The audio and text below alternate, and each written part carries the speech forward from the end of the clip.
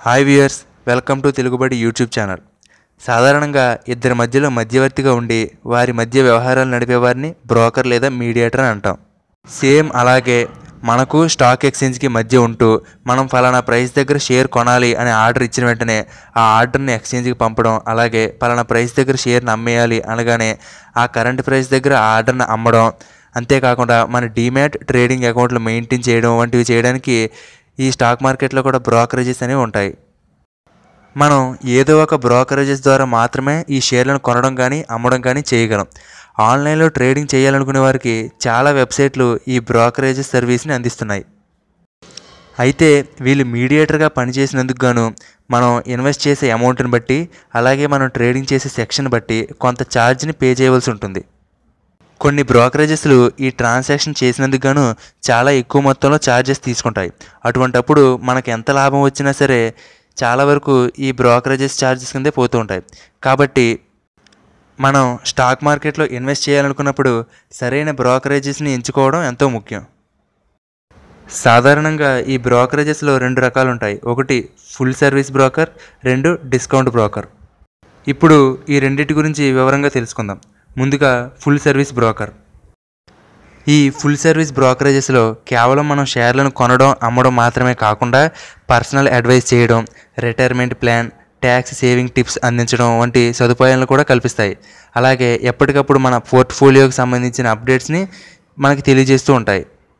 అయితే ఈ full service బ్రోకరేజెస్లో charges అనేవి చాలా ఎక్కువగా ఉంటాయి.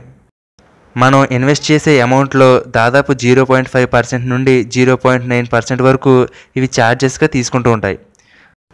ఉదాహరణకు మీరు ₹1,00,000 ఇన్వెస్ట్ చేశారంటే లక్షలో 0.5 నుండి 0.9% అంటే దాదాపు 500 నుండి 900 వరకు ఈ ఛార్జెస్ అనేవి ఉంటాయి. సో ఈ ఫుల్ సర్వీస్ బ్రోకరేజెస్ అనేవి లాంగ్ టర్మ్లో ఇన్వెస్ట్ చేసేవారికి ఎక్కువగా యూజ్ అవుతుంటాయి. వీళ్ళు ఒక్కసారి ఇన్వెస్ట్ చేశారంటే 2-3 సంవత్సరాల వరకు షేర్ని హోల్డ్ చేస్తారు. కాబట్టి ఈ ఛార్జెస్ గురించి పెద్దగా పట్టించుకోవాల్సిన అవసరం లేదు. సరే, ఈ ఫుల్ సర్వీస్ బ్రోకరేజెస్ని అందిస్తున్న కొన్ని వెబ్సైట్స్ గురించి ఇప్పుడు చూద్దాం. Angel broking, ICICI direct, Motilal Oswal, share Khan, HDFC securities, Kotak securities, Reliance money ఇవన్నీ ఫుల్ సర్వీస్ బ్రోకరేజెస్ని అందిస్తున్న సంస్థలు. Next discount brokerages. ఈ డిస్కౌంట్ బ్రోకరేజెస్లో ఛార్జెస్ అనేవి చాలా తక్కువగా ఉంటాయి. ఎంత తక్కువగా అంటే మనం ఈక్విటీల్లో ఎంత అమౌంట్ ట్రేడ్ చేసినా సరే కేవలం ₹20 మాత్రమే ఛార్జ్ చేస్తాయి. కొన్ని బ్రోకరేజెస్ అయితే ఈ మాత్రం ఫీజు కూడా లేకుండా ఫ్రీగా ట్రేడింగ్ చేసుకునే అవకాశాన్ని కల్పిస్తున్నాయి. అయితే ఈ డిస్కౌంట్ బ్రోకరేజెస్ అనేవి ఫుల్ సర్వీస్ బ్రోకరేజెస్ అందిస్తున్న ఫెసిలిటీస్ అందించకపోవచ్చు. సరే, ఇప్పుడు ఈ డిస్కౌంట్ బ్రోకరేజెస్ సర్వీసెస్ని అందిస్తున్న సంస్థల గురించి తెలుసుకుందాం. Zerodha.com, RKSV, ఫైర్స్, ట్రేడ్జిని ఇవన్నీ డిస్కౌంట్ బ్రోకరేజెస్ సర్వీసెస్ని అందిస్తున్నాయి. ఈ ఫుల్ సర్వీస్లో కానీ డిస్కౌంట్ బ్రోకరేజెస్లో కానీ అకౌంట్ ఓపెన్ చేసినందుకు గాను, అలాగే ఇయర్లీ మెయింటెనెన్స్ చేసినందుకు గాను కొంత ఫీజు చెల్లించవలసి ఉంటుంది. మీకు ఈ ఫీజు వివరాలు కావాలనుకుంటే ఆ పైన పేర్కొన్న సంస్థల యొక్క వెబ్సైట్లోకి వెళ్ళి చెక్ చేసుకోవచ్చు. చివరగా మీకు 2 సలహాలు. ఆల్రెడీ మీరు ఏదైనా బ్రోకరేజ్లో ట్రేడింగ్ చేస్తున్నప్పటికీ మీకు ఆ బ్రోకరేజ్ నచ్చకపోతే వేరే బ్రోకరేజ్లో అకౌంట్ అనేది ఓపెన్ చేసుకోవచ్చు. చాలామందికి ఇక్కడ ఒక చిన్న సందేహం ఉంటుంది, ఒకరికి 2 డీమ్యాట్ అకౌంట్లు ఉండవచ్చా అని. ఒకరికి ఎన్ని డీమ్యాట్ అకౌంట్లు అయినా ఉండవచ్చు. ఇక రెండవ సలహా, మీరు ఎక్కువగా షేర్లు కొనడం కానీ అమ్మడం కానీ చేస్తూ ఉంటే మీకు డిస్కౌంట్ బ్రోకరేజెస్ అనేది ఎక్కువగా యూజ్ అవుతుంది. ఎందుకంటే వీటిలో ఛార్జెస్ అనేవి చాలా తక్కువ. సో మీరు చాలా వరకు బ్రోకరేజెస్ ఛార్జెస్ అనేవి సేవ్ చేసుకోవచ్చు. ఇప్పుడు మీకు బ్రోకరేజెస్ గురించి ఒక ఐడియా వచ్చింది కదా.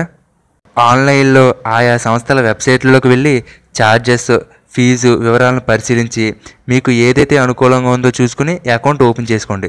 మీరు ఏ బ్రోకరేజెస్లో అయితే అకౌంట్ ఓపెన్ చేయాలనుకుంటున్నారో ఆ వెబ్సైట్లోకి వెళ్ళి మీ ఫోన్ నెంబర్, మెయిల్ ఇస్తే వాళ్ళే మిమ్మల్ని కాంటాక్ట్ చేసి అకౌంట్ ఎలా ఓపెన్ చేయాలనేది వివరంగా తెలియజేస్తారు. ఓకే వ్యూయర్స్, మీకు ఈ వీడియో కనుక నచ్చినట్టయితే లైక్ చేయండి, అలాగే మీ ఫ్రెండ్స్తో షేర్ చేసుకోండి. స్టాక్ మార్కెట్కి సంబంధించిన మరిన్ని వీడియోలను మిస్ కాకుండా చూడాలనుకుంటే వెంటనే తెలుగుబడి యూట్యూబ్ ఛానల్కి సబ్స్క్రైబ్ అవ్వండి.